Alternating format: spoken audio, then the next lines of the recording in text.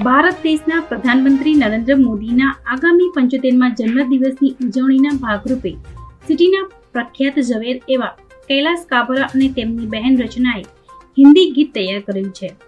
આ સોંગમાં પીએમ મોદીને નવગ્રહોના પ્રતીકવાદ દ્વારા તેમના ગુણને પ્રકાશિત કરવામાં આવ્યા છે, જેમાં દરેક અવકાશી પદાર્થ પીએમની એક વિશિષ્ટ શક્તિનું પ્રતિનિધિત્વ કરે છે. આ રચના કાબરા ભાઈ બહેન દ્વારા પ્રધાનમંત્રીના નેતૃત્વ અને અથાગ કાર્યનીતિ પ્રત્યેની ઊંડી પ્રશંસાને પ્રતિબિંબિત કરે છે.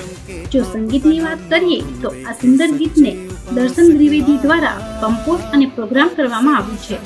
જ્વેલ્સ પેઢીનો ફાઉન્ડર છું અને મેનેજિંગ ડાયરેક્ટર છું. હું ને મારી બેન વર્ષ 2001 થી જ્યારથી મોદી સાહેબ ગુજરાતના ચીફ મિનિસ્ટર બન્યા છે ત્યારથી એમનાથી બહુ પ્રેરિત છીએ અમે. એ અમારા આઈડલ છે, અમારા ગુરુ છે, અમારા ગોડફાધર છે.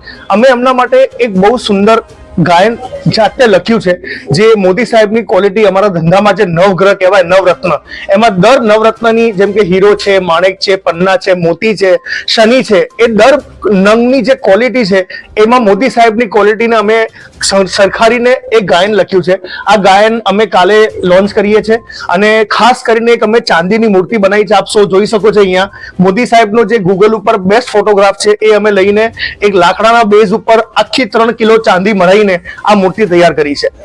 અમે દર વર્ષે મોદી સાહેબના બર્થડેમાં કંઈક ને કંઈક નવો વિચારીએ છીએ. ગયા વર્ષે અમે મોદી સાહેબ માટે એક સેન્ડ આર્ટ વિડીયો બનાવ્યો હતો બોમ્બેના એક આર્ટિસ્ટ પાસે. મહેશ્વરી, એ સોંગ આખું અમારું નવગ્રહ બેઝડ ઉપર છે, જે અમારી ઇન્ડસ્ટ્રીમાં બધા નવગ્રહ, હીરા, મોતી, પાના એના ઉપર બનાવેલું છે. અને આનું આખું અમે સોંગ બનાવ્યું ભાઈ બહેને અને કમ્પોઝ કરાવ્યું છે દર્શનભાઈ દ્વિવેદીથી.